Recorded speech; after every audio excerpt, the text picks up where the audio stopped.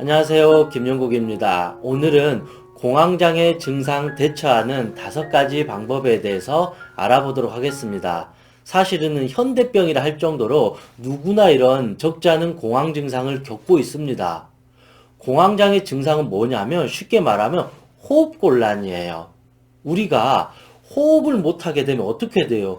뇌 정지가 일어나요. 뇌가 아무 기능을 못해요. 왜냐하면 뇌는 이 호흡을 먹고 살아야 되잖아요. 심장도 어찌 보면 하면서 이 호흡을 먹고 심장이 사는 거예요. 그런데 우리의 몸이 이 호흡을 먹지 못하게 되면 어떻게 될까요? 뇌가 멍해지고 기절하고 졸도한다라는 것이죠. 심장이 숨을 못 쉬면 심장이 죽는 것처럼 답답해지고 꽉 막히고 심장이 쪼여든다라는 것이죠. 이렇게 우리는 이 몸에게 이 호흡을 충분히 공급해야 되는데 그 호흡의 공급량이 딸려버리거나 더 이상 내가 원하는 만큼 숨을 쉬지 못했을 때 일어나는 바로 마음의 장애, 불안장애 증상이 바로 공황장애라고 할 수 있습니다. 그러면 왜 우리는 호흡을 못하게 될까요? 왜 우리는 어릴 때는 자연스럽게 이렇게 복식호흡을 하면서 행복하게 편안하게 살았는데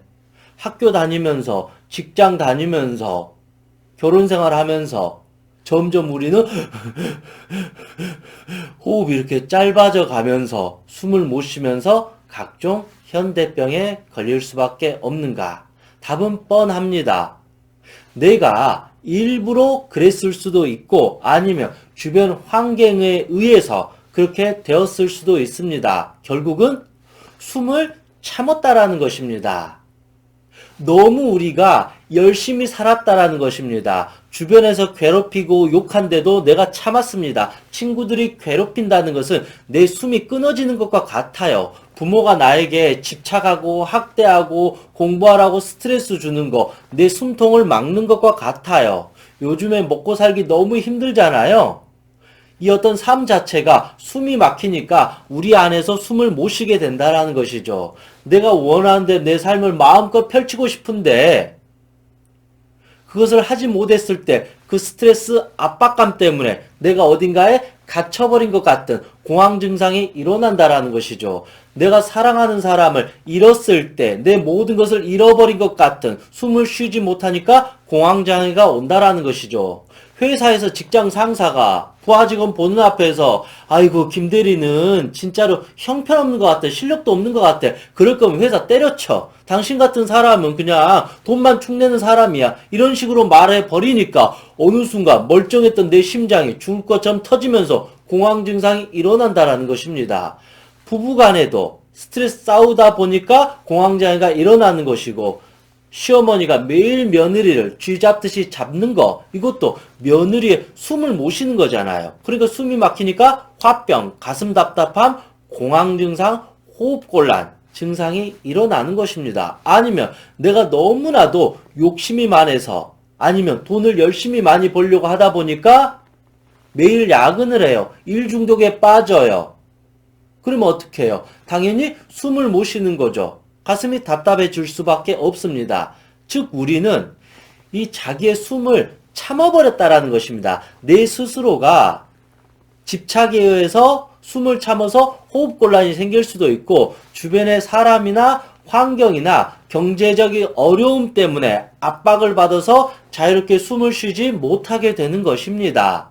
그럴 때 우리는 어딘가에 갇혀버린 것 같은 느낌을 갖게 돼요. 그러면서 왠지 숨을 내 마음대로 못 쉬게 되고, 왠지 내가 세상 속에 갇혀가지고 자유롭게 움직이지 못할 것 같은 느낌이 서서히 시작되는 거죠. 일종의 이제 불안 증상이 이렇게 서서히 시작되다가 어느 순간 학교에서 공부하고 있는데, 지하철로 내려가고 있는데, 지하철을 타고 있었는데, 비행기를 타는데 갑자기 회사에서 일을 하고 있는데 순간 머릿속에 삐 하면서 뇌가 멍해지면서 심장이 미치도록 뛰거나, 심장이 마치 바위로 눌리는 듯한 느낌을 갖거나, 심장이 이러다가 멈출 것 같은 호흡곤란이 딱 일어나게 된다라는 것이죠. 그럴 때 우리가 이게 공황 증상이 시작됐다고 볼 수가 있습니다. 결국은 우리가 너무나도 우리의 숨을 쉬지 못하고 숨을 참았다라는 것입니다.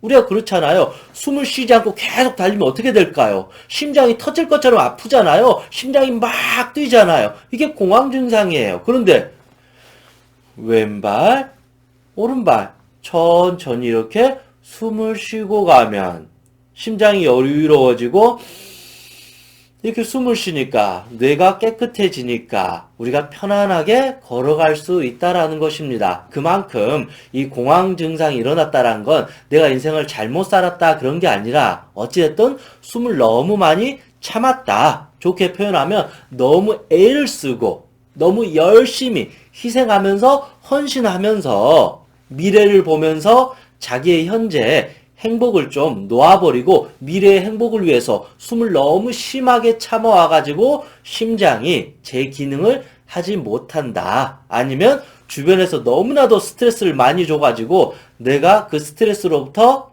견디질 못해서 무너져버린 심리 상태. 이것도 공황 증상이라고 볼 수 있습니다. 그러면 도대체 이 공황을 이제 어떻게 극복해야 될지 한번 알아보도록 하겠습니다. 첫 번째는 공황을 본다입니다.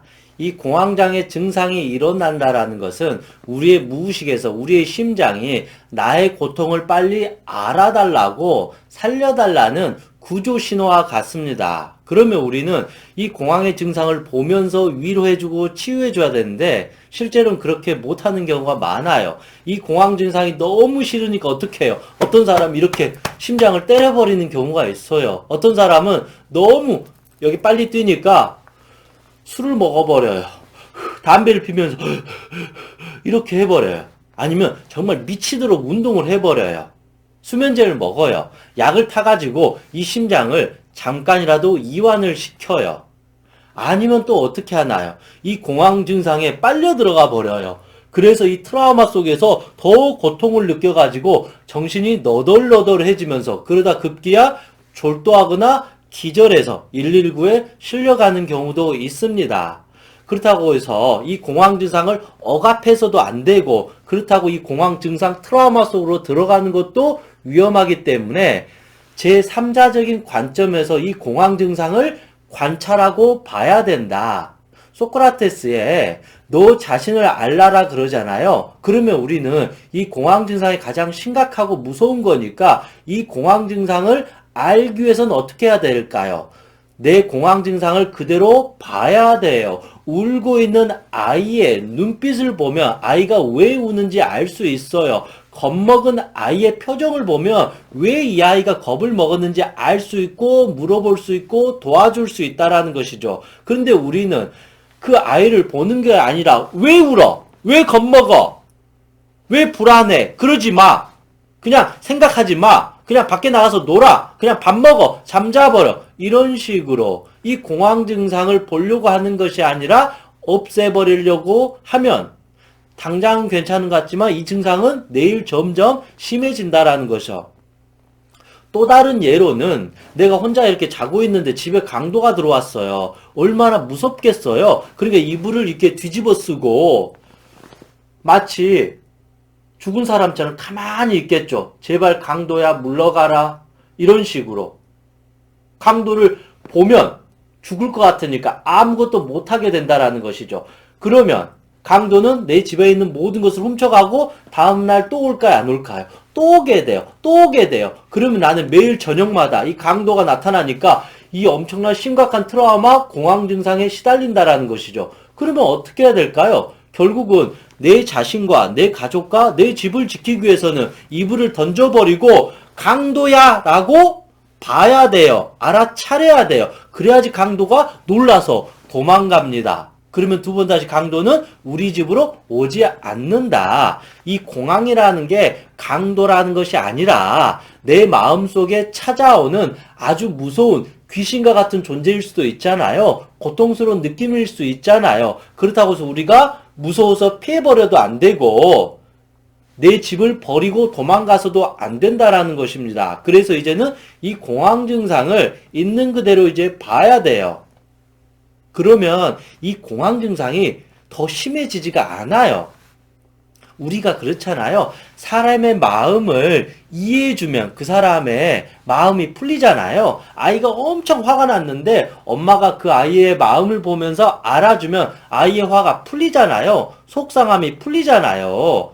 그런데 더 화를 내버리면 이 화가 심해지잖아요. 외면해버리면 아이의 분노가 점점 타오르잖아요. 이것처럼 이 공황 증상도 우리의 마음의 원리와 똑같습니다. 그러면 내가 내 마음에, 내 몸의 주인으로서 이 공황 증상이 올라오면, 아, 이 또한 내가 만들었구나. 이제라도 내가 내 마음을 봐야 되겠다. 지켜야 되겠다. 그런 마음으로 공황 증상을 보는 겁니다. 그렇다고 해서 그 공황의 트라우마 속으로 들어가는 것도 아니고 도망가는 것도 아니고 그대로 이 정도의 느낌이에요. 내가 딱 이렇게 시선을 내려서 이 심장의 공황 증상을 관찰하는 거죠. 아, 이렇게까지 내 심장이 지금 불안해하고 있고 초조해하고 있고 심장이 이렇게 엄청나게 뛰고 있구나. 심장이 숨을 못 쉴 것처럼 압박을 느끼고 있구나. 지금 내 심장의 감각은 바위가 짓누르는 것 같구나. 왠지 이러다가 호흡곤란이 일어날 것 같은 느낌이 있구나. 심장에 바늘이 한 10개가 바늘이 심장을 이렇게 쑤시는 것처럼 심장이 매우 고통스러워하고 있구나. 심장이 타버린 듯한 느낌이 있구나. 심장이 둘로 갈라진 듯한, 찔리는 듯한 그런 느낌이 있구나. 아, 그래서 이 정도의 심장의 고통이 심하구나. 라고 이 마음을 이런 느낌으로 3인칭 관점에서 이 심장을 계속 보는 거예요. 그렇게 되면 여러분 신기한 게 뭐냐면 이 심장의 고통이 더 심해지지가 않으면서 서서히 줄어들게 돼요. 우리가 저 사람의 마음을 공감해주면 저 사람의 마음이 풀리는 것처럼 이 심장을 공감해주면서 그대로 보고 있는 거예요. 그 고통 속으로 들어가라는 게 아니라 심장과 나를 분리하는 거예요. 내가 심장이 돼서 들어가 버리면 심장의 고통 속에 내가 파묻혀 버리는 거예요. 그러면 도망 다니게 갈 수밖에 없는 거예요. 그런데 심장과 나를 분리해서 나의 심장이 이렇게까지 힘들어하고 있구나라고 그 심장의 고통을, 통증을 이해하고 공감하면서 바라본다라는 것입니다. 그러면 이 심장의 고통이 그대로 더 커지지 않으면서 서서히 위로가 된다. 이게 공황을 본다라는 표현입니다. 명상에서 우리가 명상하는 것도 자기 자신을 관한다, 관찰한다, 본다, 살핀다, 알아차린다 이런 개념이에요. 그래서 우리가 이 공황 증상이 일어날 때마다 두려워하거나 피하는 게 아니라 분리해서 본다. 그렇게 보다 보면 더 이상 공황 증상이 심해지지가 않아요. 오히려 더 무조건 줄어들게 될 수밖에 없습니다. 그게 첫 번째예요. 두 번째는 바로 공황을 말한다입니다. 이 공황이라는 것도 엄청나게 고통이잖아요, 사실은. 이러다가 진짜 숨을 못 쉴 것 같아. 얼마나 무섭겠어요. 그래서 이 공황 증상은 나의 위로가 필요하다. 그런데 우리는 정말 이 공황 증상에서 진심으로 위로해주나요? 저도 예전에 이런 게 올라올 땐 위로 안 했어요. 저 같은 경우에는 어떻게 했냐면 사실 심장을 이렇게 때려버렸어요. 아니면 미치도록 운동하고 진짜 술 먹었어요. 그러면서 심장한테 화냈어요. 아, 짜증나. 아, 화나. 아, 왜 심장이 이렇게 미치도록 뛰는 거야? 너 때문에 내가 아무것도 할 수 없어. 그러면서 심장에게 욕을 퍼붓고 저주하면서 도와주려고 하지 않았던 거예요. 아니면 어설프게 긍정적인 걸 배워가지고 아, 심장아 넌 건강해질 수 있어. 심장아 넌 단단해. 아, 이제 나는 멘탈이 좋은 사람이 될 거야. 신이 나에게 축복을 주실 거야. 이런 식으로 되지도 않는 무한긍정을 해버렸다라는 것이죠. 마치 시크릿이 되는 것처럼, 마치 우주가 언젠가는 심장을 나에게 도와줄 것처럼 진심도 아니면서 그런 어설픈 긍정적인 상상을 해왔던 거예요. 그러니까 당연히 이 심장 공황 증상이 좋아지기는커녕 오히려 점점점 심해졌고, 나는 공황 증상이 일어날 때마다 이 공황 증상에게 욕을 퍼붓거나 짜증을 내거나 아니면 너무 무서워서 벌벌 떨면서 무기력증, 우울증에 이렇게 빠졌던 것 같습니다. 그런데 이제는 첫 번째 공황을 보고 나서 두 번째 공황을 말해줘야 됩니다. 이런 식으로 말해주면 좋을 것 같아요. 아, 내가 그동안 너무 참고 살았구나. 아, 나는 열심히 산다고, 최선을 산다고 자부했는데, 결국은 나를 학대했구나. 내가 너무 착한 사람이 되려고 희생하고, 양보하고, 당하고 살아왔는데, 나는 그게 좋은 사람이라고 생각했는데, 결국은 내 몸과 마음이 병드는 결과를 초래했구나. 나는 그냥 겸손한 게 미덕이라고 해서 할 말도 안 하고 참고 살아왔는데 그렇게 참다가 내 심장이 병이 들어버렸구나. 가족을 위해서 너무 헌신을 했는데 정작 내 자신을 돌보지 못했구나. 나에게 좋은 옷 하나도 사주지 못하고 좋은 음식도 먹지 못하고 숨을 참고 살아왔구나. 나를 돌아보질 못했구나. 이런 식으로 지난날의 내 삶에 대해서 약간의 반성이 필요하다라는 것입니다. 그렇게 반성을 하고 나서 이렇게 말해주면 더 좋겠죠.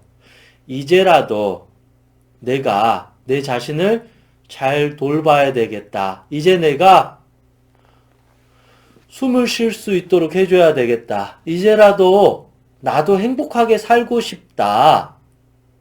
어차피 언제 죽을지도 모르는 세상, 지금 당장 워라벨처럼 내가 하고 싶은 곳도 여행도 가고, 좋은 옷도 사 입고, 좋은 음식도 먹고, 만나고 싶은 사람 만나고, 싫은 사람 인간관계 끊어버리고, 억지로 이제 시어머니한테 그렇게 구박당하지 않고, 이제 누가 날 비난하고 욕하면 참지 않고, 나도 똑같이 되돌려줄 거야. 이제 참지 않을 거야. 이런 식으로 내 자신에게, 심장에게 이제는 희망을 심어줘야 돼요. 그동안 내가 너무 미안했다. 그런데 이제는 내가 숨쉬게 해줄게. 행복하게 해줄게. 심장이 건강하게 해줄게. 그동안 심장이 많이 타들어갔지? 내가 이제 심장을 시원하게 해줄게. 등산도 가고 여행도 가고 좋은 공기를 마음껏 쉬게 해줄게. 이제 참지 않아도 돼. 그러니까 이제 내가 도와줄 테니까 괜찮아. 괜찮아. 그렇게 위로하는 마음을 이렇게 공황을 말해준다 그러면 나의 불안한 심장은 말 그대로 심장의 심은 마음심이에요. 심장은 단순한 물질 같지만 실제 이 심장의 가장 주요한 구성 요소는 마음이에요. 그래서 우리가 마음으로 위로해주고 공감해주고 그 희망을 심어주고 실제 실천을 하게 해준다 그러면 이 불안한 심장은 위로가 되면서 이 타오르던 심장은 불이 서서히 꺼지게 되고 어둠 속에 갇힌 심장은 빛이 들어오고 지옥 속에 갇힌 심장은 이제 저 하늘 위로 날개를 달게 되고 그동안 숨을 쉬지 못하고 위축됐던 심장은 마음껏 이제 호흡을 할 수 있는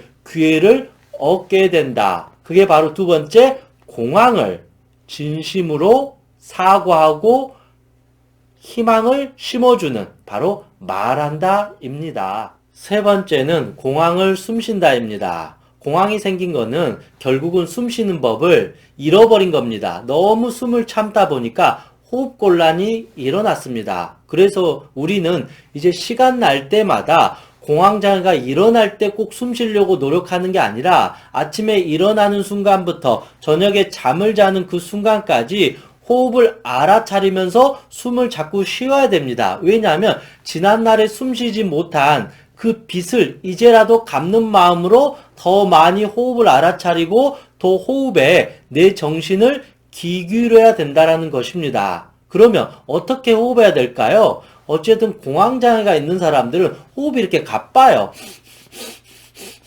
그러면 이게 이렇게 호흡이 가쁘면 당연히 심장도 압박감을 느끼기 때문에 이제는 좀 더 내가 의식적으로 숨을 늘려야 되는 것이죠. 그러면 숨을 천천히 들이마시고 여기까지 들이마셨으면 또 천천히 내쉬는 거예요.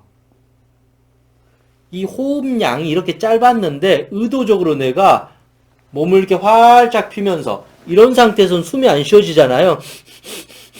우리가 긴장 불안한 상태에서 이렇게 된 거예요. 그러면 숨을 깊이 들이마시려면 어떻게 될까요? 숨만 이렇게 되는 게 아니라 제일 먼저 허리를 펴고 어깨를 쫙 펴고 이런 상태에서 숨을 쉬어야 된다라는 것이죠. 그래서 공황이 있는 사람은 되도록 허리를 펴고 어깨를 항상 편 상태에서 숨을 깊이 들이마시고 또 숨을 후 이렇게 내쉬는 거예요. 코로 불편한 사람은 코로 들이마시고 이렇게 내쉬는 게 좋습니다. 또 하나의 방법이 있다 그러면 이거를 끊어서 하는 거예요. 숨을 예를 들면 3번에 나눠서 들숨하고 날숨하는 거예요.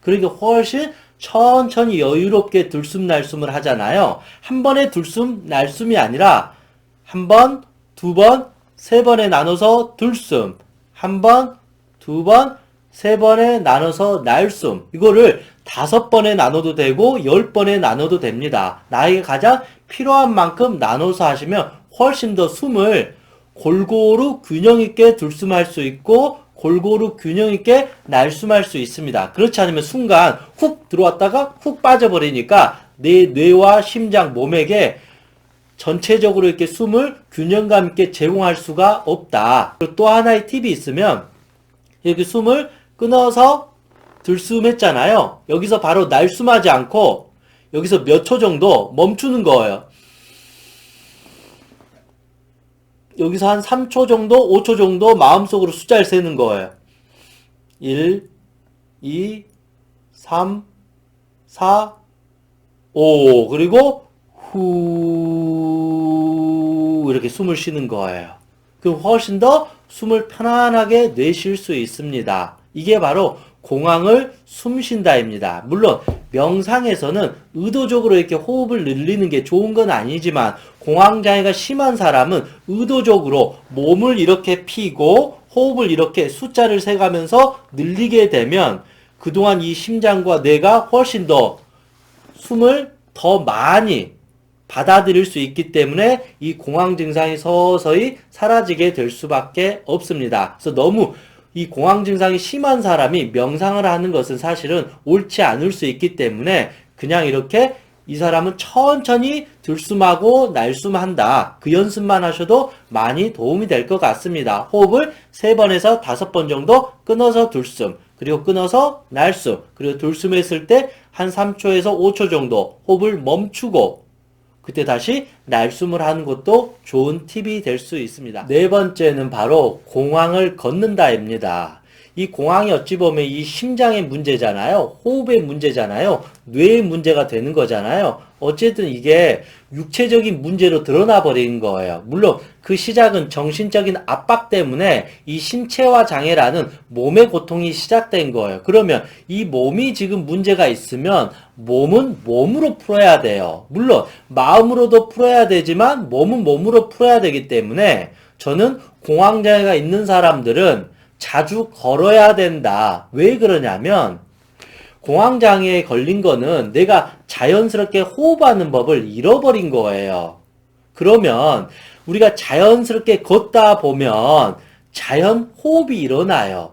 옛날 사람들이 왜 공황장애가 없는지 알아요? 옛날 사람은 하루에 5km, 10km, 20km 매일 걸었어요. 왜냐하면 차가 없으니까. 그러니까 매일 걸으니까 이 호흡이 자연스럽게 이루어진 거예요. 그러니까 옛날 사람들은 아무리 스트레스 받아도 공황장애 호흡곤란은 발생하지 않는다라는 것이죠. 근데 현대인들은 거의 걷는 시간이 없잖아요. 앉아있잖아요. 차에 갇혀있잖아요. 그러다 보니까 어느 순간 걷진 않고 자연호흡이 사라지면서 억지로 참고 스트레스 받다 보니까 인위적으로 호흡하려다가 이 호흡의 길이 끊어지거나 약해져 버린 거죠. 마치 변기가 막혀버린 것처럼 하수구가 막혀버린 것처럼 그럼 변기하고 하수구를 뚫어야 되는 것처럼 우리의 호흡을 뚫기 위해서는 가만히 이렇게 앉아 있어야 될까요? 아니에요.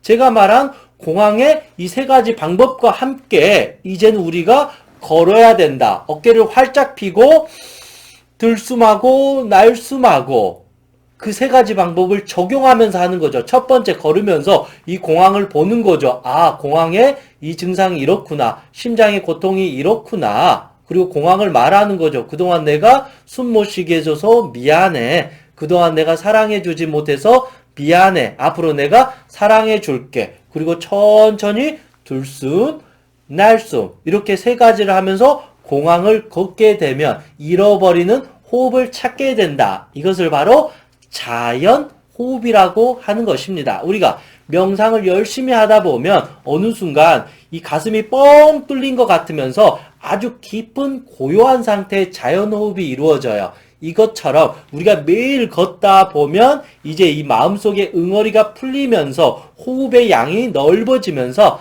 자연 호흡이 이루어지게 될 수밖에 없습니다. 또 하나는 물론 우리가 하루에 한두 시간씩 매일 걸으면 좋겠지만 이게 어려울 경우에 있잖아요. 내가 공황이 증상이 일어나기 전이나 아니면 공황 증상이 일어났더라도 이때 그 자리에 일어나서 스트레칭을 해주는 거예요. 격렬한 운동을 하는 게 아니라 이렇게 두 발을 쫙 펴주거나 아니면 이렇게 쫙 하면서 숨을 들이마시고 숨을 내쉬고 그리고 이렇게 목도 이렇게 한 번씩 펴주고 심장도 이렇게 심장 마사지도 이렇게 해주는 거 그리고 허리도 이렇게 굽혀주고 이런 식으로 한 5분 10분 그 자리에서 몸을 천천히 이완해주고 스트레칭을 해준다라는 것이죠. 그럼 몸이 이렇게 풀려버리면 그 안에 있는 심장이 편안해지니까 호흡이 편안해진다. 그래서 당장 내가 걷기 어려울 경우에는 5분 10분 이렇게 온몸을 풀어주는 이런 스트레칭을 해주면 좋고 시간이 되면 1시간 2시간 매일 걸으면서 내 자신과 대화하는 이런 치유의 시간을 갖게 된다 그러면 공황 증상은 아주 빠른 속도로 사라지거나 없어지게 될 것입니다. 이것도 결국은 자기 사랑하는 거예요. 내 마음을 사랑하고 내 몸을 사랑하고 지난날의 내 삶을 반성하고 돌아보면서 앞으로 어떻게 살아야 될지 내 생각을 정리하는 거예요. 그러면 우리의 몸과 마음이 훨씬 더 이제 안정이 될 수밖에 없습니다. 이게 바로 공황을 걷는다입니다. 이제 마지막 5번째, 공황을 감사하라입니다. 좀 이상하지 않나요? 내가 지금 공황장애 때문에 지금 회사도 못 들어갈 것 같고 공부도 안 되고 지금 지하철도 못 타고 비행기도 못 타고 차 운전도 못 하는데 내 삶이 다 망가졌는데 공황을 감사해라? 공황이 나에게 무슨 선물해 준 것도 아니고 나에게 이득을 하나도 주지 않고 내 삶을 다 앗아가는 진짜로 이 강도, 도둑놈 이런 사탄과 같은데 어떻게 이 공황 증상을 감사해야 됩니까? 라고 화가 날 수가 있습니다. 그런데 이 공황이라는 것도 어찌 보면 몸의 반응도 우리의 무의식은, 우리의 몸은 기본적으로 우리를 해하려고 하지 않아요.